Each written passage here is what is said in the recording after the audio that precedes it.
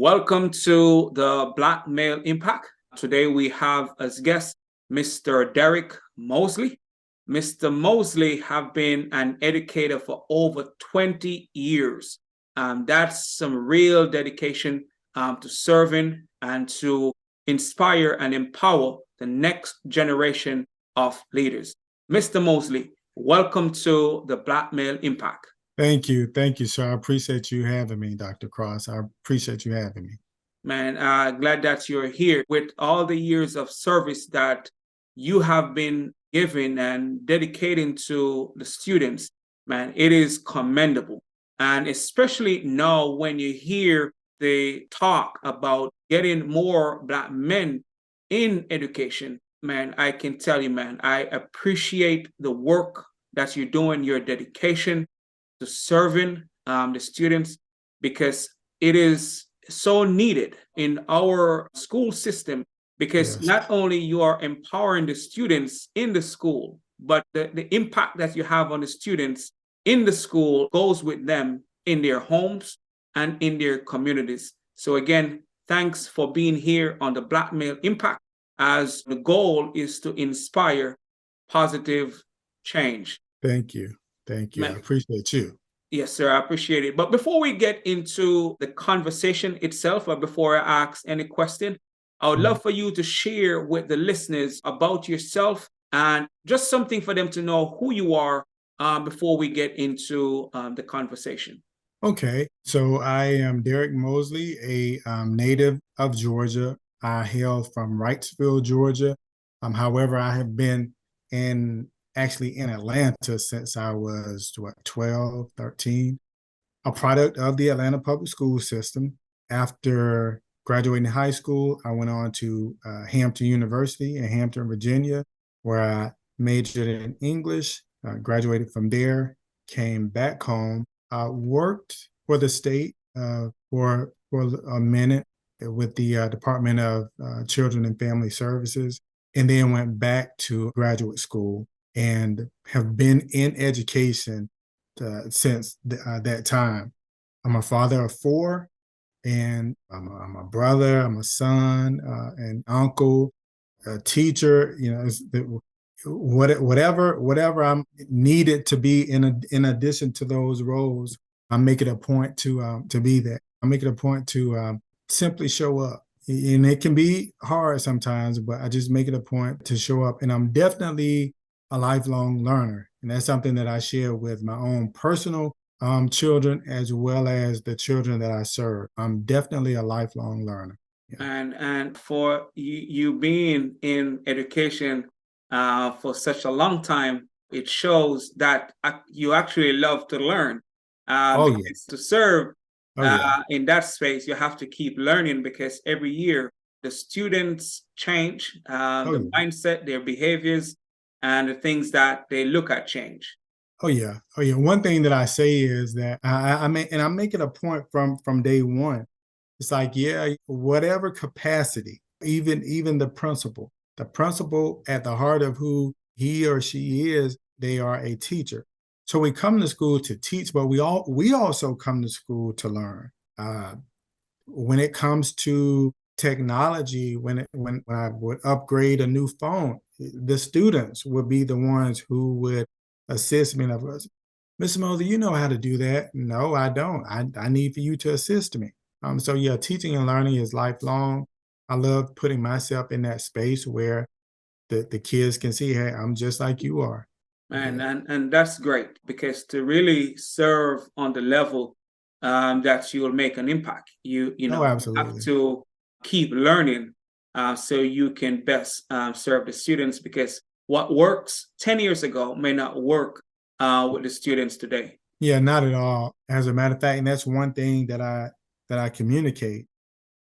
Being in education, you learn, but you have to unlearn, relearn. Like, that's something, it is ongoing. And I always keep in the back of my mind, Ford, GM, Toyota, they're not building cars the way that they did 2 years ago, 10 years ago, 20 years ago. And so in education, we can't think that how we taught 2 years ago, 5 years ago, 10 years ago is going to be okay. because it's not, it's not going to be okay. And I think they say out of all tragedies comes something beautiful. And not that I would call the whole pandemic a tragedy, but there were definitely some tragedies that came from it, but there were also teaching and learning moments that came from it. And one of those salient points from that is that we just cannot be in one space as it relates to education, irrespective of what was going on during the time. Teaching and learning still had to happen. It still had to happen. We couldn't shut down schools and that's it. Teaching and learning still had to happen. And in that space, and I'm proud of the teachers that shared it with their students. I've never witnessed a pandemic before. So guys, teaching in this forum, help me out. I'm trying to learn. Maybe I won't log on at a certain time, not because I'm not trying to, but I'm trying to figure everything out. So it was amazing to learn in real time and have the students see you teaching and learning in real time. And, Yeah. and I think that also good for them to see you. Oh yeah. And it also, I think it shows some vulnerability and where they can see that the teachers may not fully get it. Mhm. So as you mentioned, that learning through the process or teaching and learning at the same time helps them to maybe not get discouraged. Because Right. if the adults have to learn to adjust, maybe it will encourage them to want to learn to adjust as well. Because if they had to do it by themselves and without seeing the teachers going through the same struggles, maybe Right. some or more students would get discouraged.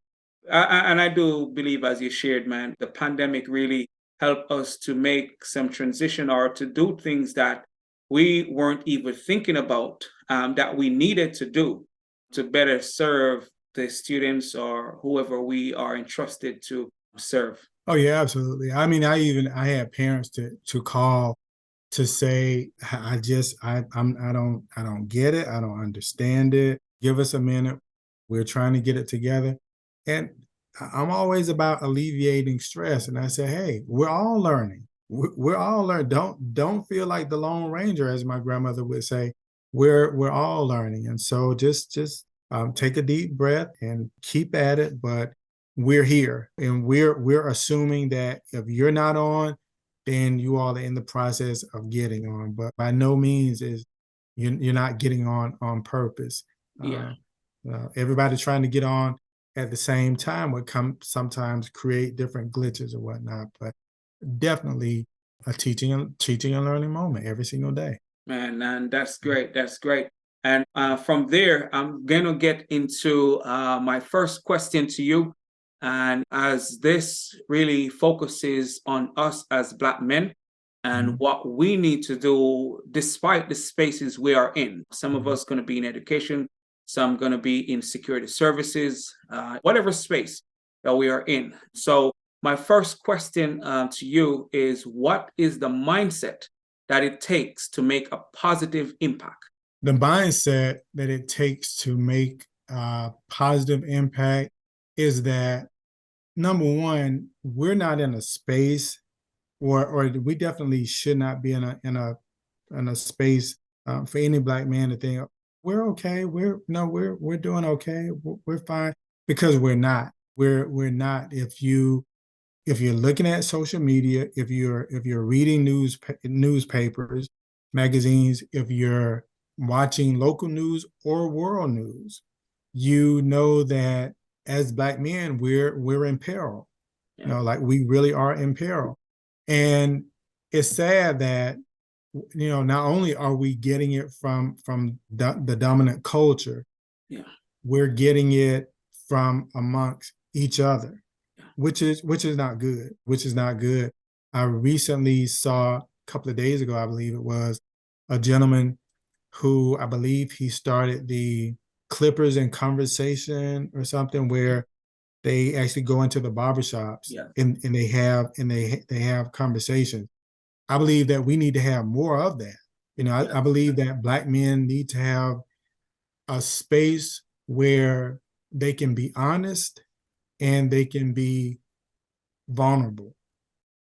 I feel like that's what we need in order to change the current narrative with a counter narrative. Mm-hmm. That's exactly what we need. We need that space to just come together, and everybody's not going to go to church. Yeah. Even before the pandemic, that they're not going to do that.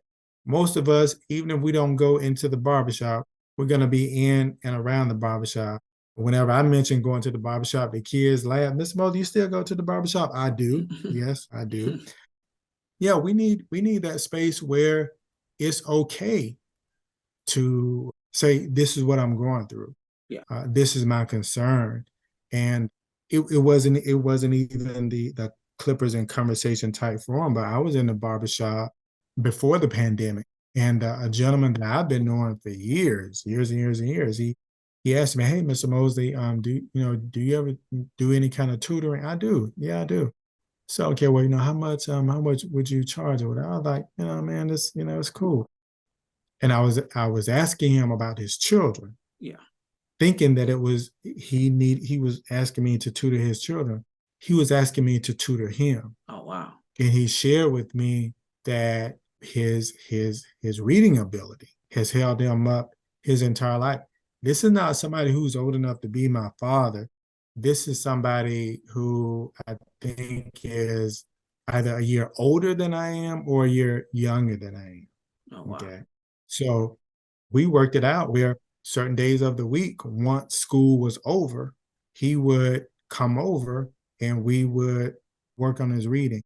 That's what we need. The vulnerability and honest conversations. Exactly. Yes, because we have to get past even asking for help Mhm. or talking about our challenges, as you mentioned. Because if we're afraid to talk about the challenges that we're having, we may not break the cycle. We may not get past the limitations, Right. some that we may place on ourselves and some that society may place on us. So to have a space that we can talk honestly about where we are and where we want to be and what we need to do to get there, I think is a great mindset to have, because even if we are doing well successfully, there may be challenges in our workplaces where we need to talk to others. How do we deal with situations Right. like this? And as you mentioned, the guy from It's Clippers and Cops, he was Yeah. also here on the Black Male Impact. Mhm. He Mhm. was an ex-police officer Right. in Okay. Georgia. So, but you're right, having that in space or environment to be vulnerable can really play a critical role in helping to make a positive impact. Yeah, I just thought that whole concept, or maybe I just focus on the whole conversation piece, but I just thought that was just such an interesting concept because what one of the things that we don't focus a whole bunch on, and I feel like is by design. And I'm not saying we as Black men don't focus on it, but I'm just thinking society does not focus on. But for the last 35 years at least, the rate of Black men committing suicide has risen exponentially. Yeah. But of course, we don't have that conversation. And when you're in a global pandemic where you have added stressors, you have people who worked in certain industries where their livelihood, were essentially cut off. Yeah. To my the barbershop that I go to, the barbershop ended up being shut down, Wow. and this is where 10 to 12 men showed up every single day. And that's how they provided for their families. Well, when you take that away, to not have major stress, to not have concerns that previously probably didn't have, makes you somewhat of a Superman. And like that's not who we are. We're Black men, and so we experience the same feelings and desires and aspirations, heartache, setbacks that any other person does. You know? I believe so. And it just goes back to how you answered the question, the first question, just to have that space where we can be vulnerable, Yeah. where we can talk about our issues and be Mhm. okay getting the feedback from others. I Yeah. think that's a great mindset to have when we're talking about change, because sometimes the change we need to start needs to start with us. Oh, absolutely. And so having those things that we talk about them, we solve them, and we create solutions in those during those conversations. I think it will be really beneficial as we move forward. And if we move forward stronger, we will definitely get more done. And I want to go into these questions because I think as you talk, I know you're getting to share what I'm Mm, about to ask you. So let me just go mm, ahead and ask you, what advice do you have for the men listening and how they can play a role in creating positive change? Because I know you're getting there with just being vulnerable and just having those mm, conversations and stuff like that. mm. Seek out people. Seek out people. Growing up, I didn't necessarily call this person my mentor, but that's exactly what the person was.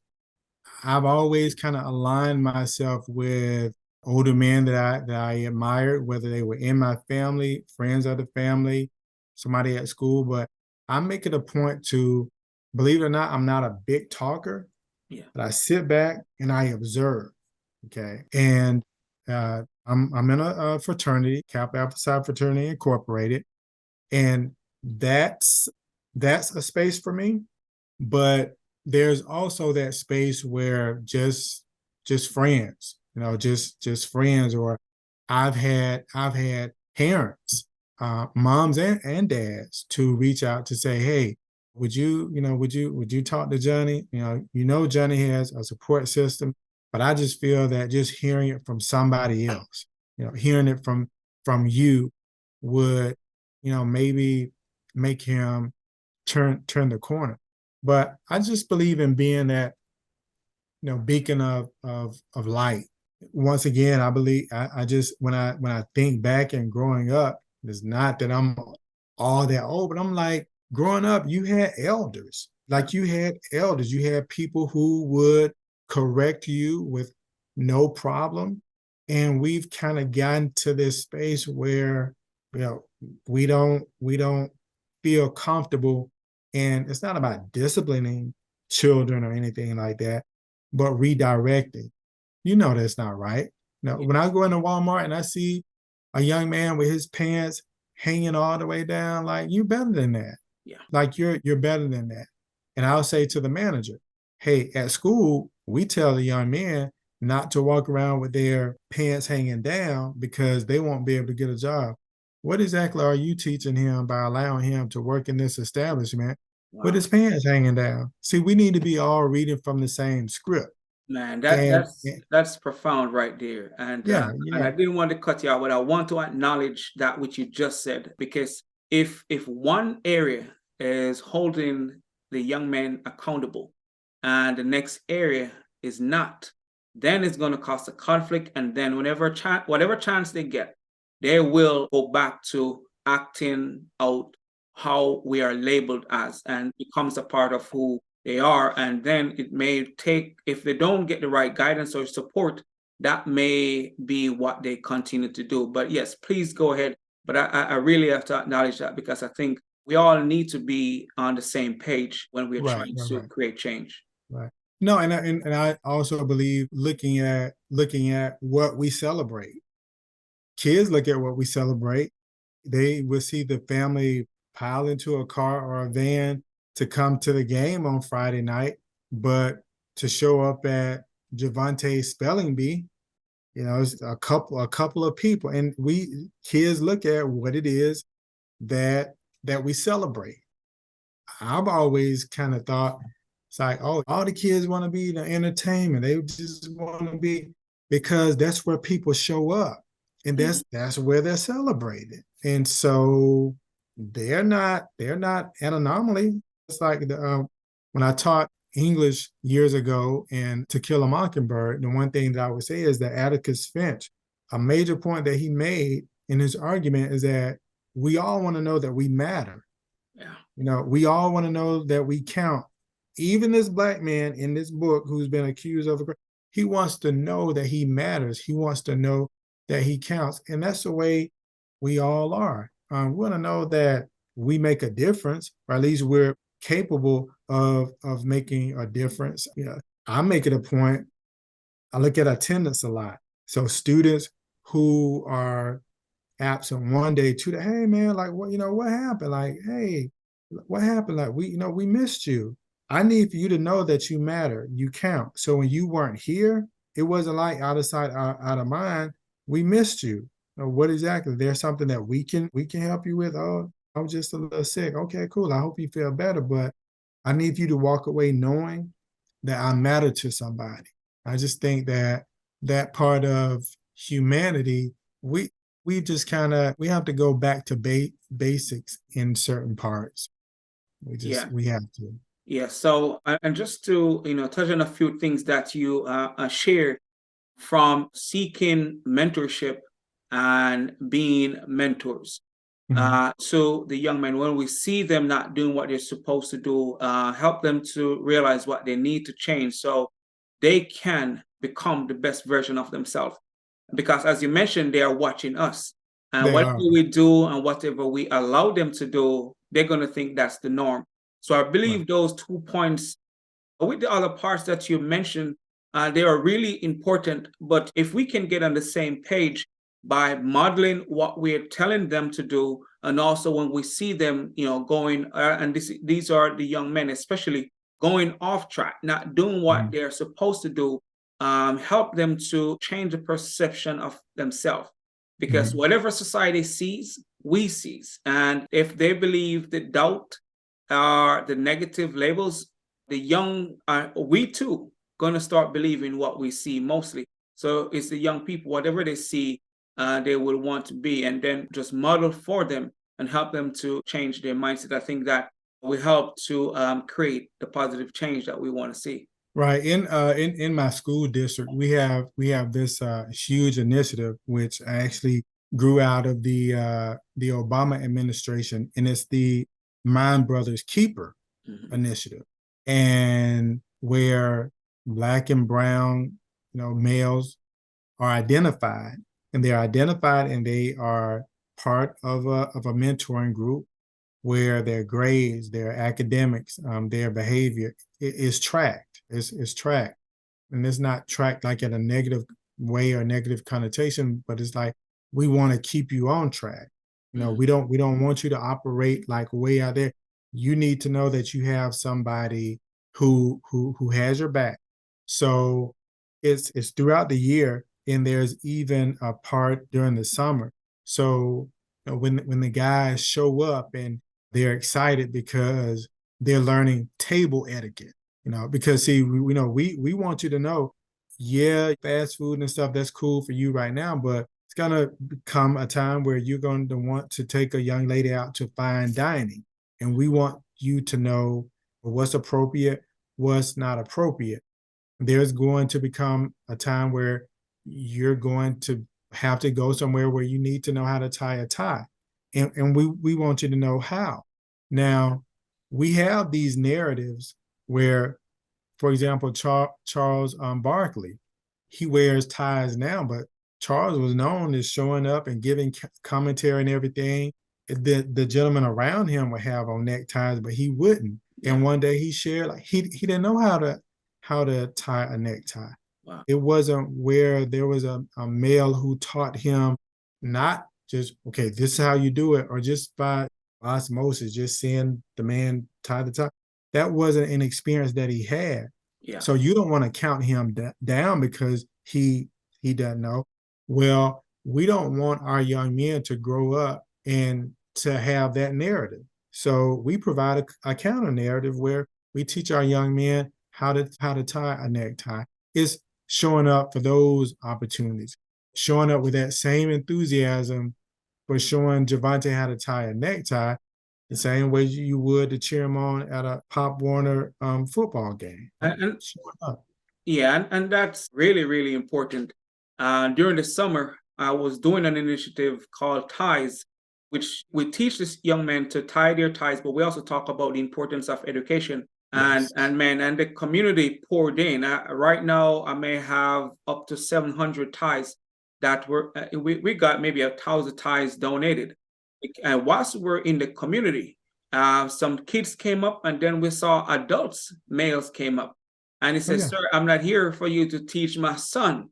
I'm here for you to teach me." Absolutely. And I Absolutely. was like, man, you know what? And, Absolutely. but again, he was vulnerable enough to Hmm. want to learn, because one thing that he said in that moment, he said, look, you're going to teach my son how to tie the tie, but at some point, he's going to need somebody else to teach him. And I Right. was like, man, that is so powerful. It's very Uh, powerful.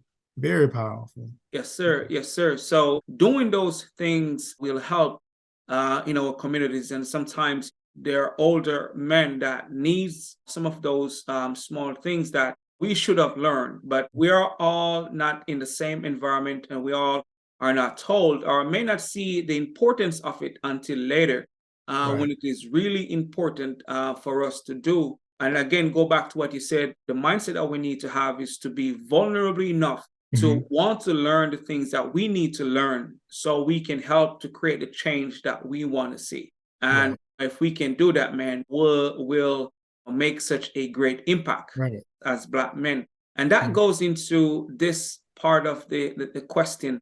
And again, it's going to be overlapping because as you share, you touch on some of these points, but I want to make sure, ask the question so you can kind of go a little bit more, Mhm. because you touched on the narrative. So my question is, how can we as Black men help to change the narrative? And you can choose whichever area. I know you're in education, but you see different things. So how can we help to change the narrative? Changing the narrative, and I will go back to this. Changing the narrative starts first of all with simply having a conversation.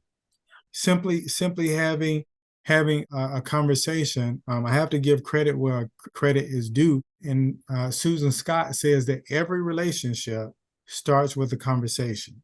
You know, every relationship starts with a conversation. And so you just simply have to have have a conversation. The gentleman at the barbershop, even though I had known him for years, had we not had the conversation for him to be vulnerable and comfortable enough to say, I can't read. Can you help me?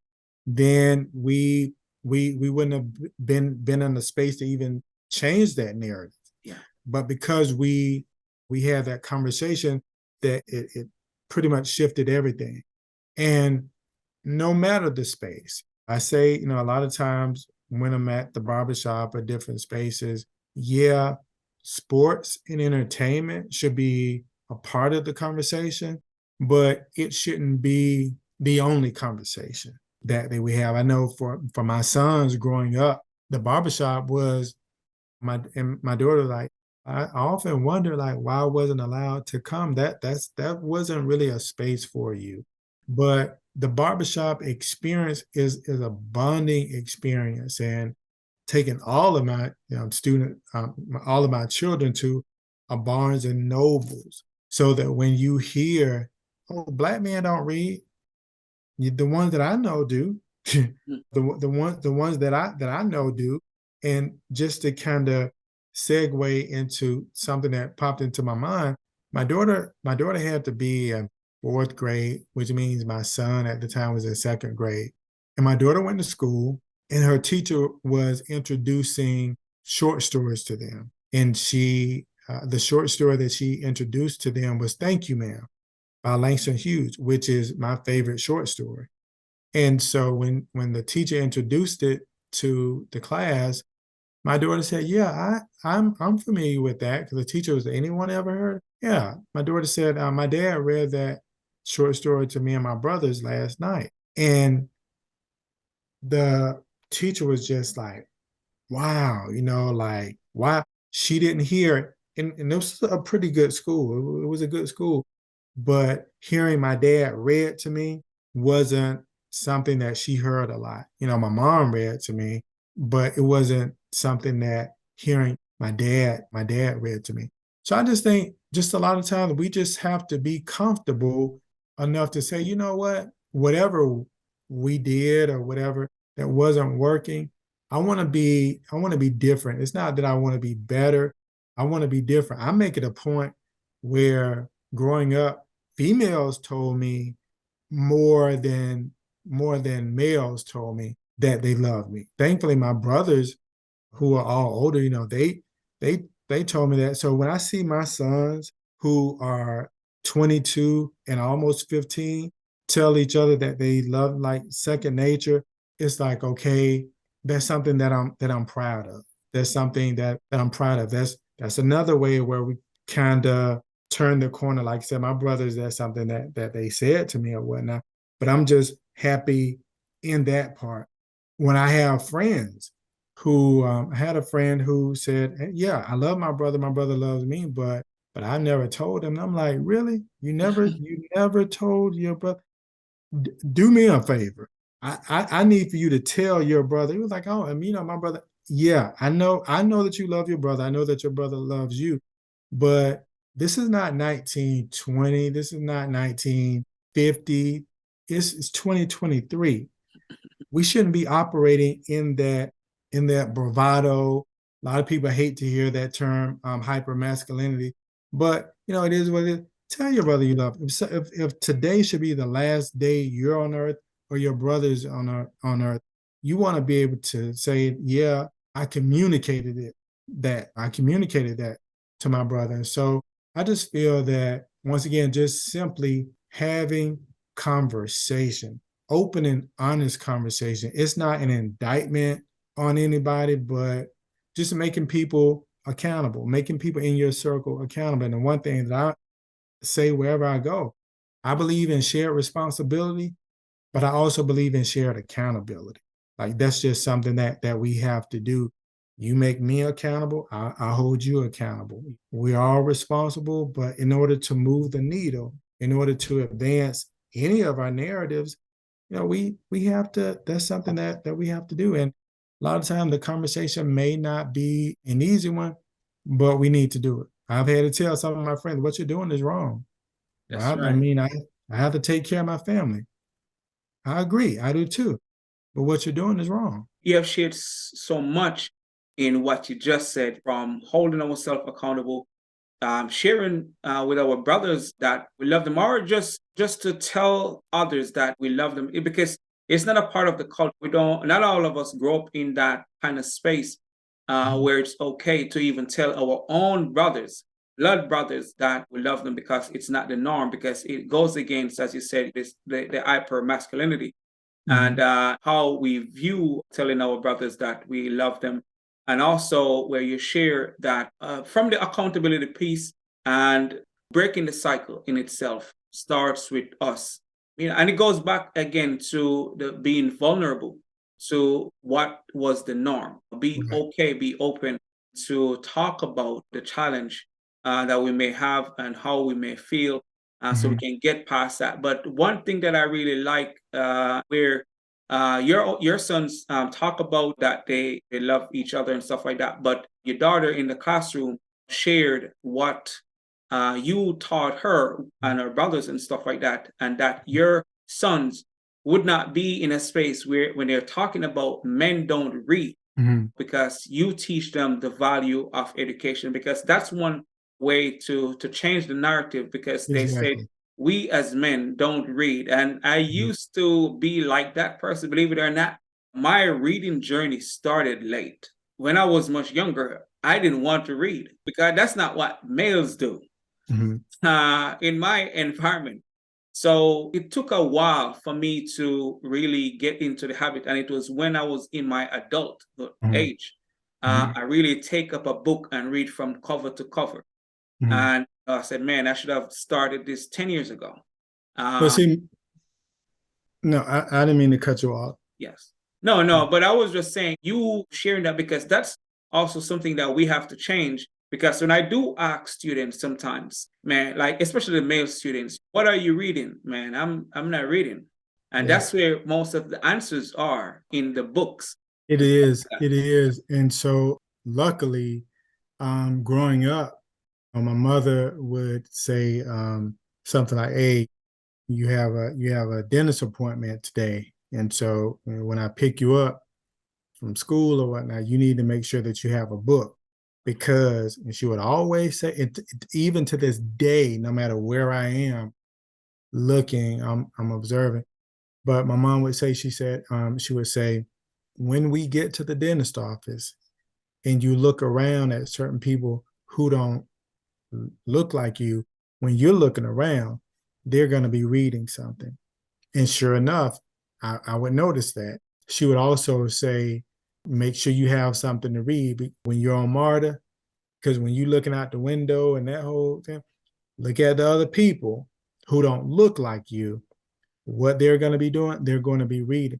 So whether I'm at the doctor's office or whether I'm on the airplane, airport, wherever, I look around and the first thing that I'm looking is the people who are reading. It's the 21st century. They may have an actual novel in hand. They may have a Kindle, but they're reading. And so I grew up, I grew up reading. And a funny thing, in high school, a friend of mine, I like the fact that clearly his parents kind of put it in him to be brave enough to change the narrative, because if somebody made a statement like, oh, black boys don't read. Somebody said that in class. My friend would say, maybe on your street, maybe in your neighborhood, but your neighborhood is not indicative of everybody's neighborhood. So to make a generalization that black boys don't read, maybe they don't on your street, maybe they don't in your neighborhood, but to make that kind of blanket statement, like that's not true. Oddly enough, and I was talking to him a long time ago about this. He he is I guess entertainment name is Farnsworth Bentley, who went on to write a book about etiquette and about table manners and about tying a tie and what kind of suit is a formal suit, what kind of jacket is dinner jacket, like just explaining that. And one of the things that we did when I was at the high school, and our students, particularly our black males, were getting ready to wherever they were getting ready to go off, the military, college, wherever. We need for you to have this book. So when you have a question about what to tip, how to tip, when to tip, you're going to an event, we need for you to know that. And where did they get their information from? If the dad wasn't there, the uncle wasn't there, the big brother wasn't there, they had this book that they could go to that pretty much laid everything out. And to me, that was kind of like his full circle moment. You know? Yeah, and but I like where you share with the young man that was courageous enough Oh yeah, to stand up to yeah, those other students who right. may tell him that we don't read, but We know we don't read. Black people are not monolithic. And when you have black people who kind of communicate stuff like black people don't read, black boys don't read, then here it is, you kind of advancing a false narrative, that's which right. kind of gives the dominant culture the okay to say some of the things that they say. But once again, we are not monolithic. Man, That's not who we are. and that is so true. I just a few months ago, the TV station came to my house to do an interview, Okay. and the young lady that came in, she was shocked when she looked and saw 8 different bookshelves, Hmm. all full, with Right. books. She was like, "Wow!" She took about 5 minutes Yeah. just looking around on the books and stuff like that. She was saying that, how did you accumulate all these books? Yeah. And as I said, I started the journey late, but once I started, I realized that, man, I picked up a book that was older than me, and I was saying, if this book was printed before I was born, and I don't even know about it, Mhm. I have a lot of work to do. Oh yeah. Oh yeah. Oh yeah. And you know, when I would fly from Virginia, Norfolk, Virginia to Atlanta when I was in college, and you know, this was in the 90s. And people see you on the plane or whatnot. And of course, you know, I have a book because that was just ingrained in me. You know, I have a book. And they they would ask, is people who look like me, people who don't look like me. Uh, what's your major? Well, nothing against physical education, but it wasn't physical education. Major is not physical education. You know, it wasn't music. I was an English major. And when I tell you that whole shock and awe look from certain people, once again, even people who look like me, certainly people who don't look like me, that I would be in an English major. So yeah, I can talk to you about Their Eyes Are Watching God, but I can also talk to you about Dante's Inferno. You know, it was just even then, and I was on an airplane. I wasn't in a classroom, but even then I was learning just the whole perception of, you know, who I am. You know, like you know, this is what I do. My mother encouraged and required me to read growing up, so it's just kind of say second nature to me. You know? Well, as you say that, and that's one thing that we must do. Mostly, I would say with our direct kids and stuff like that. But when we are around other students or young people, we need to instill certain good practice Right, without them sometimes asking, right. because they may not ask the right questions. So we sometimes have to share with them what they need to do or should be doing to change the false narrative or just to break certain cycles. You know, I think that is important. It starts with our immediate family, but we extend that wherever we go in the community, Mhm, share what they need to do. But I want to go into this because that part of the questions we can talk and talk and talk mhm, mhm, because it is it is an area that needs to be addressed mhm. and really put and keep saying, because by talking about it we do get more people to listen into it. But my question to you now, I know you have been in education for a long time, let's say Long just a time. long time. Yeah. So what or who has inspired or influenced you to pursue that journey? Growing up, I had my Uncle James next door who was big on education and big on us learning because he didn't have the opportunities that we had. So our education was a priority for him. Once again, that elder. Now, here's the thing. Uncle James actually wasn't my uncle. Wow. He wasn't related to me at all, but he was Uncle James. You know, I grew up with him, so he was like that surrogate father. And you know, my mother's brothers, who once again, education was a priority for them, for me. And I had the male teachers, you know, I had the male teachers, Mr. Otis Johnson, Mr. Cornelius Watson. You know, I had these, Mr. Darnell Bateman, who demanded excellence from you. I had that. My brothers, who even when I didn't feel so smart, consistently told me that I was smart. That was that was edifying. It was validating. And then I guess something that will forever be seared in my mind is the the summer going into my second year at Hampton. Mm-hmm. I got a letter about 2 weeks before I was to go back to Hampton. And so they indicated that I owed this money and that I could not come back until that balance was paid. And I never forget, it was $4,429.25.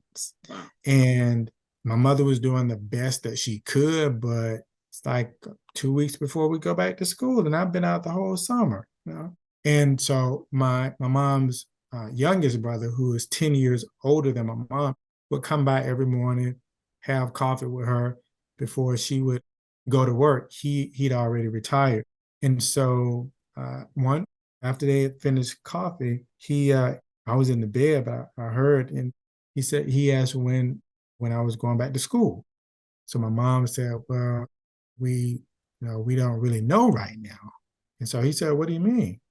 So my mom said, "Well, he owes this money." Well, how much does he owe? So my mom gets the letter and shows him the letter. So my uncle looks at the letter. I was like, oh wow, like wow. Never said anything. The next day, I think he came back, had coffee or whatnot, or whatever. The next day after that, he came in, and my uncle was a Vietnam vet, and he was in an explosion, which caused him to talk loud because he lost a bit of hearing, talk loud. So he asked me, "Hey, come in here, come in." So I get up.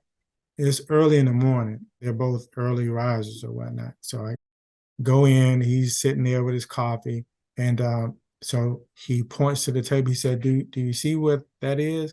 I saw it was money, but And he said, "Well, how much do you owe for school?"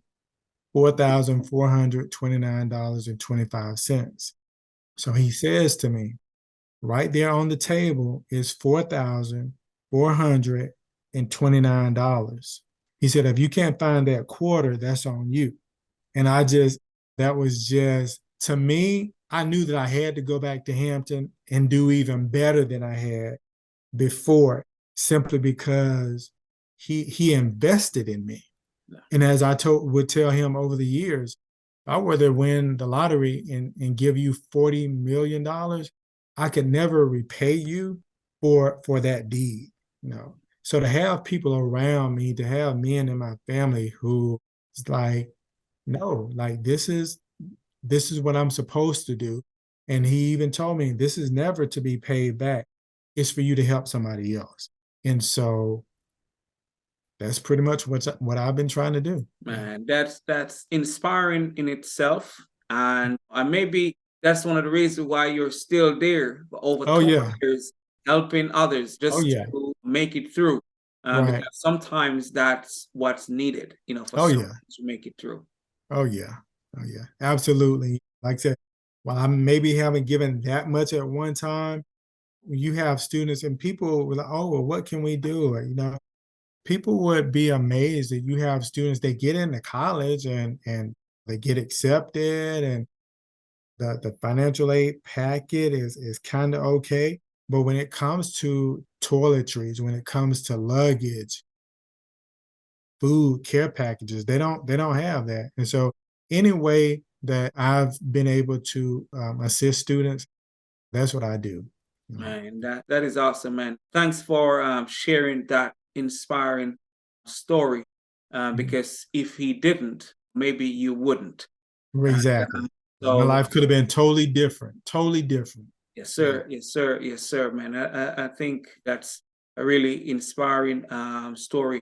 And Mhm. and I think it's also encouraging as well, Oh yeah. because we will find ourselves in positions where we can help, and Right. we sometimes have to make sure we extend that help Right. whenever we can to Yeah. someone, because we don't only save that one person, Mhm. because that person then save thousands, because over Exactly. the years you have Exactly. impacted thousands of students to be in that space for over 20 years. So the help that we provide really go way beyond the person that we help. So I'm going to, and maybe that can be a thing that we do, and it goes right to this question: what change do you want to see in general amongst Black men? What I would love to see is a resurgence in the number of Black males who choose education as a career. I'll be honest, I hear a lot about, oh, the teaching profession, like you don't make a lot of money. I'll be honest, for what I do, Yeah. I'll never be paid for everything that I do. It won't happen. But I can say with absolute certainty that you can live a great life being an educator. And particularly in the southeastern area region, Atlanta, Georgia, and as any of the metropolitan area, teachers do okay. But what I communicate to young men is that just because you start out as a teacher, that's not that's that's not the only thing that you can do. Yeah.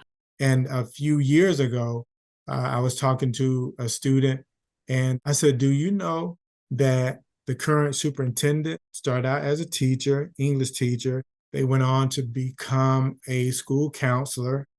Went on to become some kind of educational leader in a different capacity. That the end result is they are now superintendent. Do you realize that the superintendent makes more than the president? The Wow. superintendent makes more than the president. So when you think about education, it's just not just all I can do is this. And I even have friends in different entities. Do you know that we have attorneys who work in the school district? You know, we have attorneys, we have financial advisors, financial officers. Like it's different. It's just not one dimensional. And as I communicated some time ago, currently right now, Black males account for less than. He was like, "Oh, it's 2%." No, less than 2%. Yeah. Yeah. And so I would like to be one of those people who kind of effects the positive change in seeing the number of Black male teachers increase, a kind of lifting as we climb. And I'm in the middle of some research that actually speaks to that. So yeah. Man, that's great for us to want to be in education. And as you mentioned, there are teachers out there that makes enough to live a good life. A And that good may life, yes. it may not be exceptional or extraordinary, but they can live their life Comfortably. by Yeah, yeah. being a teacher. And I Yes. have a mentor that has been teaching for over 25 years. And he's a Hmm. multimillionaire. So each time the students ask him, "Sir, why are you still here?" Hmm. He told them that it's not about the money for me. Right. It's Right. about the impact. Right. So he has been teaching for over 25 years, but Mhm. he has a couple $1 million because he Right. wrote the book and the book became bestseller, and he Hmm. has written more books since. And so you can still be in that space Yeah. and have money outside of just teaching. But Exactly. teaching as Black men, as you mentioned, it can serve such a great purpose in the space in the classroom. And one thing that I've came across when it comes to Black men in the classroom, Black men don't only impact Black male students in a positive way. Exactly. All students. All students All benefit. students. Right. Yes. All students. I mean, can you just imagine for the numbers to increase, and you have men who look like the two of us, but they're in Iowa, they're in North Dakota, South Dakota, places where they don't really see a lot of Black men. That in and of itself can kind of shift. It's like, wait, so everything that I've seen in the media could not be true just because Mr. Mosley is not this domestic brute that we see on TV. Dr. Cross is not this person that's portrayed in. It's amazing, and it's not like it's a formal type lesson, but exposure in exposure in children, it builds dendrites. It makes them ask more questions, deeper questions. But yeah, it's the research says that, yeah, like it impacts all all of the students. And it's something that, once again, I'm looking forward to being able to see the numbers increase. Like I said, reading the way that I do, I didn't realize, I didn't know, I'll be honest, I didn't know that a backlash to Brown versus the Board of Education was Black teachers and principals being disenfranchised, and essentially a lot of them losing their jobs. Wow. When you Yeah, think with the Brown versus education, you think more opportunities would be given to that's the what you Black would youth. think. Yes. Right. Yeah, You know, that's what you would think. But Dr. Leslie Fenwick actually has an awesome book, and it's not a huge book, but it's a powerful book, and it's called Jim Crow's Pink Slip. hmm. Jim Crow's Pink Slip. I may have to look it up and Oh, and add it to. it's definitely an eye opener, and you're able to see even in education how educators were systematically oppressed and looked over. And like I said, a lot of them, I've prepared to be a teacher, and now I don't have a teaching position. Now I have to go and sell insurance or do something else. But yeah. And what, as you mentioned earlier about it's less than 2% of Black males in the classroom, maybe that could be a discouragement to Black men. One, they don't see a lot of themselves in the classroom, but they may have applied and their application may have been ignored, even though they're passionate about it. So Yeah, it's to the point now where if they have the credentials and they are applying, somebody will call. That, like, there are so many arguments, a lot of districts around the area, and some of them are truthful, and some of them are not doing as much as they could. But it's like, oh well, we don't have any applicants to choose from. Okay, knowing that, what are you doing to create a cadre, if not teachers, at least people applying, just at least that. And so I one of the conversations that I've had as of late is, I believe that when it comes to, well, what can we do to get more Black teachers? Number one, we've been doing this whole recruitment and retention for years and years and years, and not a lot has come out of it. And I believe that we should just, not just, because I don't want to feel like I'm marginalizing, but I just think that we need to move from that conversation of recruitment and retention. What else can we do? Because I'll be honest, even the word retention, to be retained is to be kept back. I'm a Black male. yeah, Education keeping me back, that's not something that I want to hear. That's, as a matter of fact, that's not anything that I want to be a part of. So, if you're talking about something else that will propel me forward or advance me, I'm okay with that. But we have to do a whole reimaging of education, and that maybe that worked 10, 15 years ago, recruitment and retention, just that whole slogan. But yeah, we're almost 30 years into the 21st century, the way I see it. So some things should have changed by now.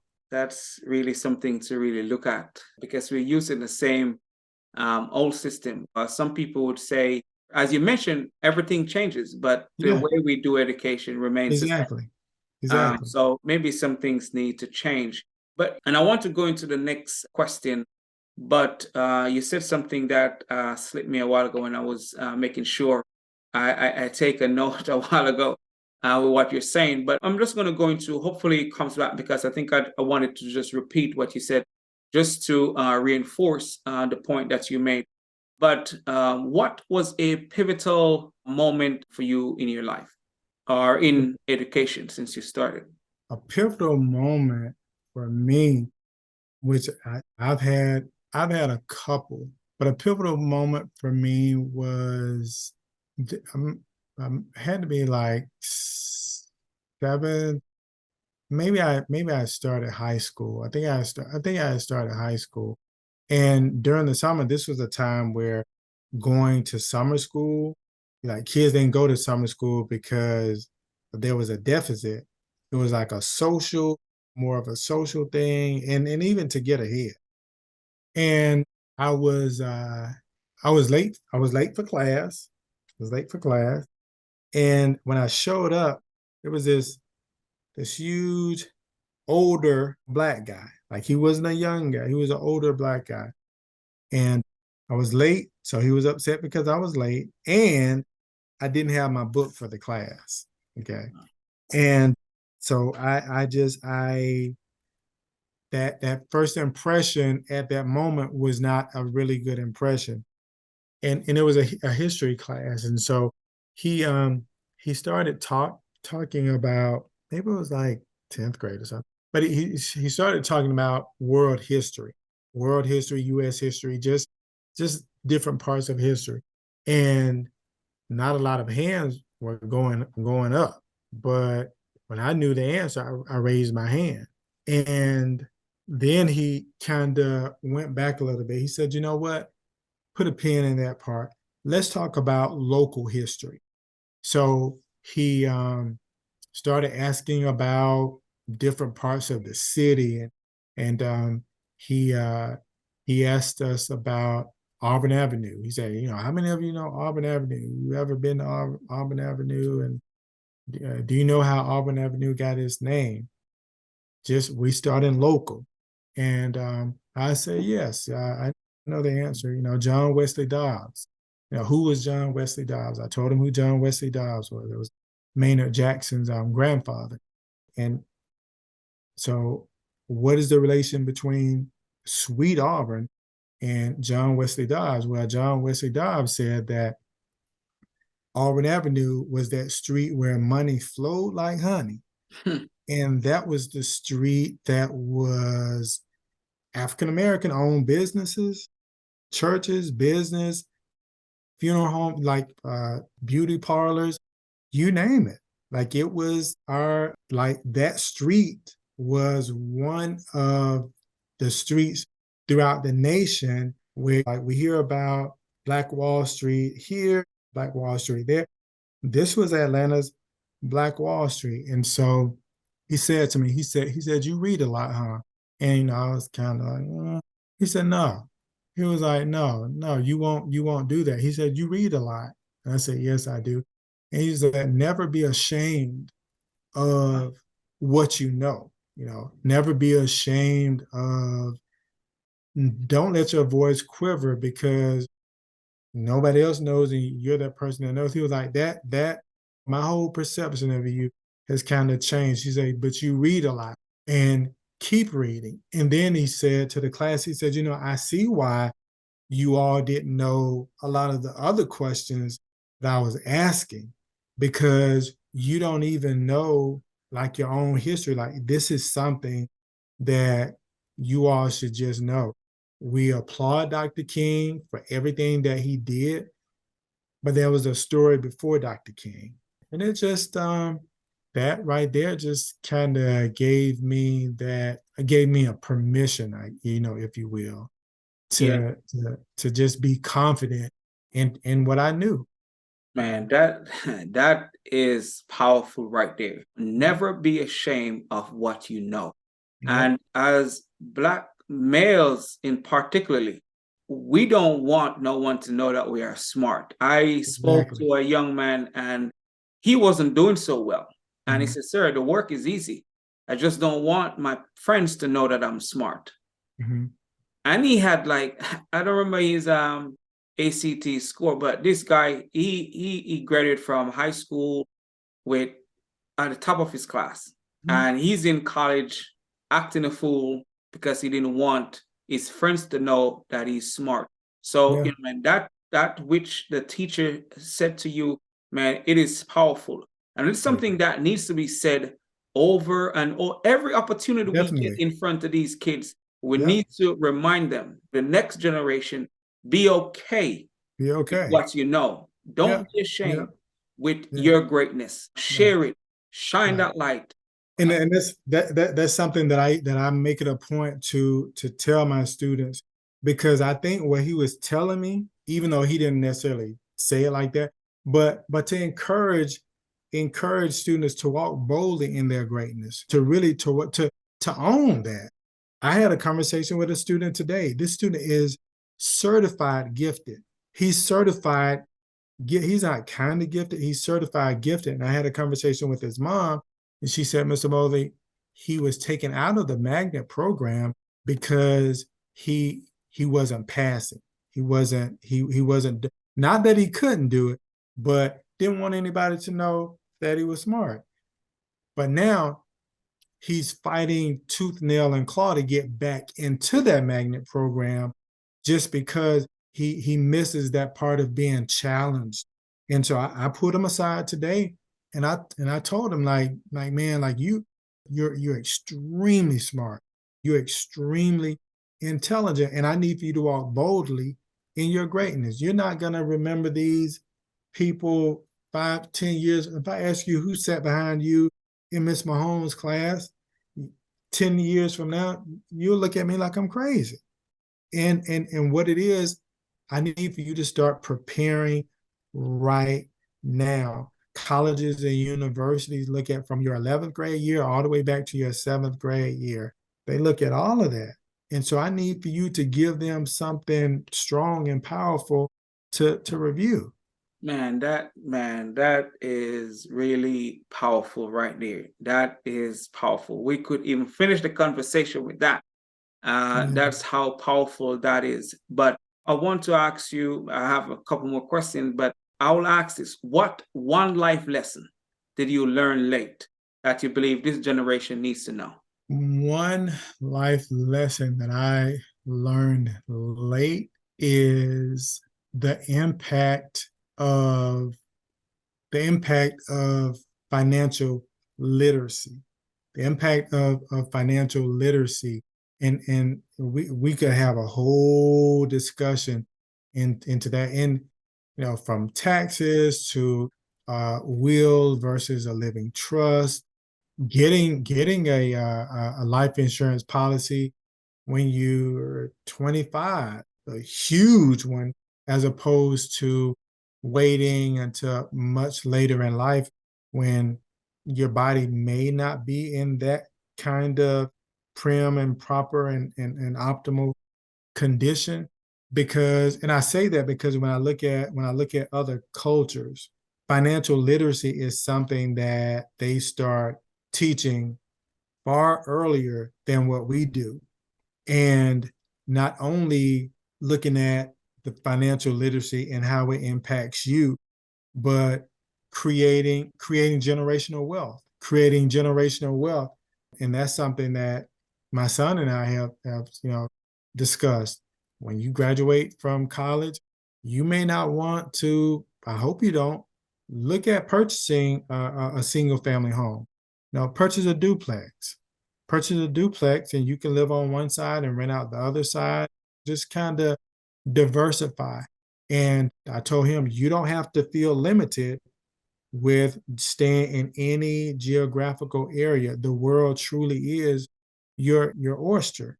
Yeah. But I would definitely say financial literacy, and then just kind of going back to the reading and the English thing, because that's my genesis. That's, I'm a former English teacher, but I remember in the piano lesson, there was a part in the piano lesson, August Wilson's play, that says land is the one thing God is not making any more of.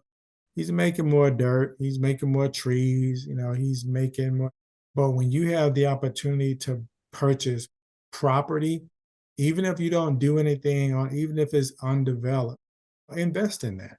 Invest in that. And so other people have conversations sitting around the table, strategizing.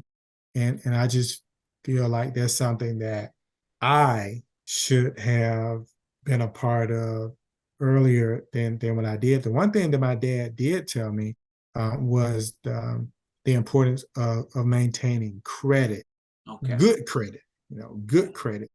But I mean, there have been so many advances and even in terms of credit that should be shared with younger people. Man, I really appreciate that. And financial literacy is really something Oh, that it is. we need. And it is a big topic right now. Huge for topic. our community, because it wasn't something that most of the older generation pay attention to. Mm, And because even other ethnic groups use that knowledge to create wealth for their, exactly. you know, Generational wealth. generation. Yeah, Yeah. because they understand the value. But it is something that we're starting to do. So I really appreciate that reminder. And it's something that we can start doing and instill in this current and future generation to Right. really pay attention to the financial education piece. Okay. So my next question before I ask the final question, where can the listeners find you and support your work? Well, I am on Facebook. I'm on Facebook, and on Facebook, I am my last name is hyphenated because I pay homage to my mom, as well as my dad. So on Facebook, I'm Derrick Outlaw hyphenate hyphen Mosley, and on Instagram it's Delawley 2. That's DELAWLEY and the number 2. And my kids, the Snapchat and this and that. I don't. Yeah, that part I don't. But so it's primarily Facebook and Instagram. Yeah, Okay. uh, yeah. Yeah, so I'll put the link in the description so they can find and support what you're doing. So my Mhm. final question is, what impact do you want to have on the world? The impact that I want to have on the world is kind of going going back to a certain degree, but the role and relevance of people who look like me, Black male educators, and the urgency and the relevance of having conversations with young people to just advance a positive narrative. My role has pretty much been in a supporting role. It's been a helping professions role. And the way I look at it, when I because now I'm seeing some of my students who I taught years ago are parents and a couple of even grandparents. But to plant a seed and to see that seed continuously flourish, continuously grow, continuously advance. That's the impact that I want to have. I don't remember the author of it, but we've all heard the 100 years from now, it will not matter what kind of car you drove, what kind of house you lived in, what your bank account looked like, but that you were important in the life of a child. And so I just feel that anytime that we are in any space to make younger people better, and that's not in a way of judgment, but just kind of make things easier and more accessible for them. We should all do that. And I just want to be known as Mr. Mosley was that person as best he could. Dr. King said, I just want to know that Dr. King tried to help somebody. I walk in that same vein. Just know that Mr. Mosley tried his absolute best to shift the narrative and to provide a counter narrative to this current one that we have. Man, that is great. Always make an impact is important. And as you Yes. said, it's not what you have, but the impact that you make. Right. That's what's going to matter most 100 years from now, because No, that's what people are going absolutely. to remember. And that's what Right. they're going to pass on to another generation. Just as how you shared what you have learned in 10th grade in Right. high school, what the teacher told you, don't be afraid or ashamed of what you know. Right. Be bold in your ability to know something. So it's always the impact that you make on Right. others. But I will say, Mr. Mosley, this has been a great conversation. Oh, I yes. I know the listeners have got I know they received something. They got Mhm. something out of this conversation. So I want to say, man, thank you for being here on the Black Male Impact.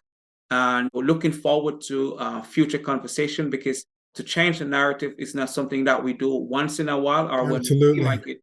It has to Absolutely. be something that we do continuously. So, man, I want to say thanks again for being here on the Black Male Impact. Thank you, sir. And I do appreciate the opportunity and look forward to speaking with you again. Yes, sir. I appreciate it. Listeners, as always, thanks for being here with us on the Black Male Impact. Please like, please comment, and please share. Your support is appreciated.